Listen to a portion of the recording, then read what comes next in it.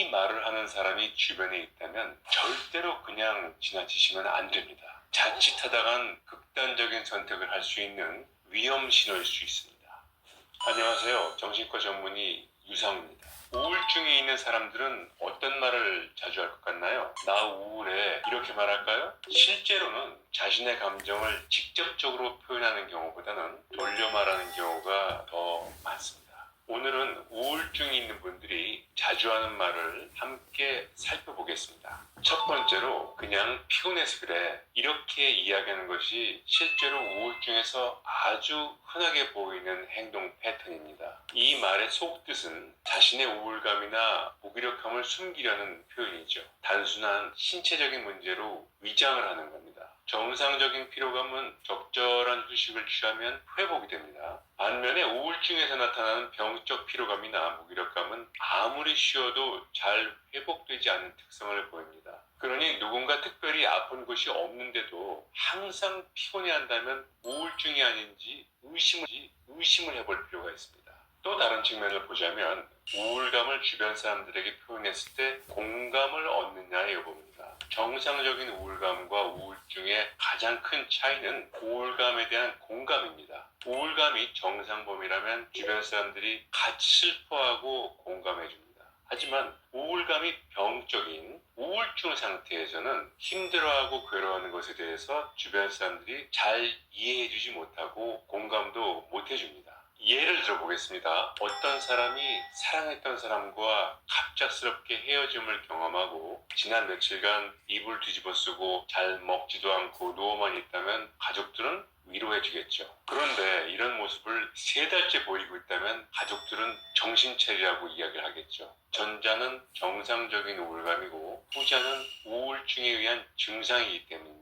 그렇기 때문에 힘들다, 우울하다 이렇게 이야기해봤자 오히려 주변 사람들의 몰이해나 비난이 돌아오기 때문에 그냥 피곤하다 답을 하게 되는 경우가 많습니다. 두 번째, 아무것도 하기 싫어, 다 귀찮아 이렇게 이야기하는 경우도 아주 흔합니다. 언뜻 보면 그냥 귀차니즘으로 보일 수도 있어요. 하지만 실제로 우울증 상태가 되면 의욕이 없어지고 만사가 다 귀찮고 재미없는 상태가 됩니다. 어떤 일에도 별로 흥미를 느끼지 못한다는 이야기죠. 이게 참 중요한 증상인 게 단순히 귀찮은 게 아닙니다. 과거에는 즐거움과 재미를 느끼던 활동이나 평상시에 쉽게 하던 일상활동이 의미가 없거나 버겁게 느껴지는 거죠. 세 번째로 나 하나쯤 없어져도 아무도 신경 안 쓸걸? 이 말의 숨은 뜻은 나 좀 살려줘, 나 좀 구해줘 라는 절박한 구조신호일 가능성이 아주 높습니다. 우울증의 주증상 중에 하나가 무가치감입니다. 자신의 존재가 하찮게 여겨지고 별 의미가 없다라고 생각하게 되죠. 이런 무가치감이 심해지면 여기서 한 단계 더 나아가 세상에서 사라지고 싶다 이런 생각으로 발전돼 나갑니다. 이런 말은 극단적인 선택을 암시하는 위험한 신호일 수 있으니까 주변 사람들이 적극적으로 관심을 갖고 도와야 되는 상황입니다. 네 번째로는 난 왜 이 모양일까? 내가 문제야. 이런 말은 자기 반성을 하는 모습으로 보일 수도 있지만 속뜻은 우울증의 증상으로 자책감과 자기 비하가 심해진 상태일 가능성이 아주 높습니다. 부정적인 생각이 꼬리에 꼬리를 무는 우울증에서 나타나는 대표적인 증상들이죠. 작은 실수나 사소한 지적에도 한없이 기분이 가라앉고 자기 자신을 책망하게 됩니다. 자기 자신을 다른 사람에게 피해만 끼치고 아무짝에도 쓸모없는 인간이라고 생각하게 됩니다. 다섯 번째로는 내가 왜 이러는지 모르겠어. 우울증에서는 이런 표현이 자주 나옵니다. 별다른 이유 없이 갑자기 발칵 눈물이 나오거나 남들의 사소한 말 한마디에 기분이 한없이 가라앉거나 요동을 치기도 합니다. 도대체 그럴 만한 상황이 아닌데 감정 조절이 안 되니 일단 자기 자신이 이해가 되질 않습니다. 그러니 다른 사람들 눈에는 더더군다나 이해가 안 되는 모습으로 보일 수밖에 없죠. 이러다가도 다시 평상시 기분으로 돌아오기도 합니다. 하지만 꼭 기억하십시오. 많은 사람들이 이것을 잘못 알고 계세요. 우울증은 365일 24시간 우울한 것을 꼭 의미하지 않습니다. 거의 모든 우울증은 감정의 변화, 즉 기복이 존재합니다. 기분이 급속히 가라앉는 것이 자주 반복되거나 대부분의 시간을 주로 우울하다가 잠시 회복되는 현상을 보이는 경우가 거의 대부분입니다. 살다 보면 이렇게 이야기할 수 있습니다. 너무 피곤하고 지친다. 다 때려치고 싶다. 모든 게 다 귀찮다. 삶이 참 허무하다. 이런 이야기를 한다고 해서 이 사람이 우울증이구나 단정 지을 필요는 없습니다. 문제는 이런 이야기를 어쩌다 한번 가끔 하는 것이 아니라 지속적이고 반복적으로 하는 경우입니다. 세 가지 경우 중 한 가지 이상 해당된다면 우울증이 아닌지 의심을 해봐야 됩니다.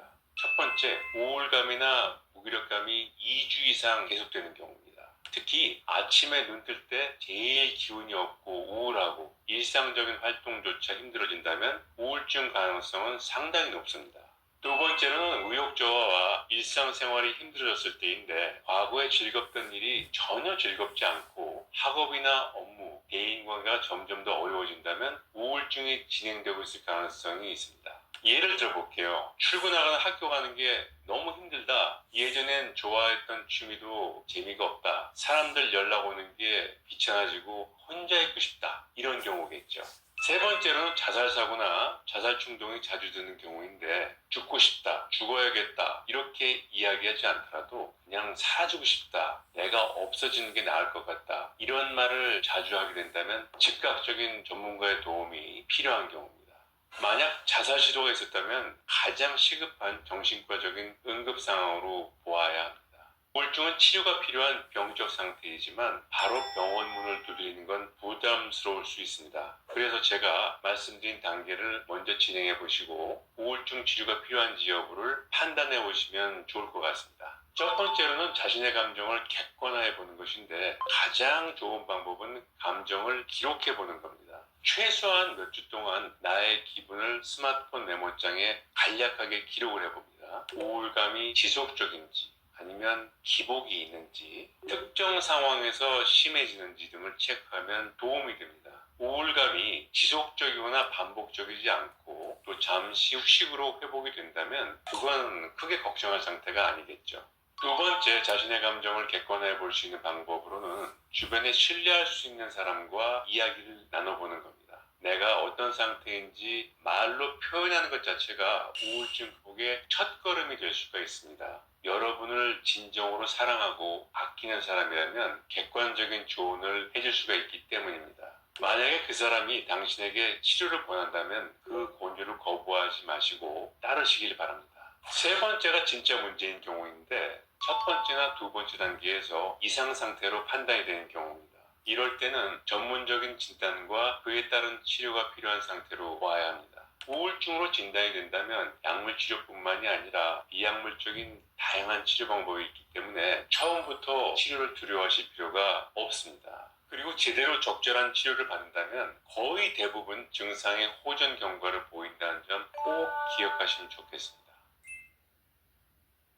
오늘은 우울증에 관한 이야기를 드려봤습니다. 그냥 좀 피곤해서 그래. 아무것도 하기 싫어. 내가 없어도 아무도 신경 안 쓸걸? 이런 이야기를 자주 하는 사람이 주변에 있다면 그냥 가볍게 넘길 문제가 아니란 것을 다시 한번 강조드립니다. 만약 여기까지 영상을 보신 후에도 치료받아봤자 아무 소용없어. 다 약 팔려고 하는 소리야. 라고 이야기하시는 분이 있다면 그분이야말로 전문가의 도움이 필요한 상태입니다.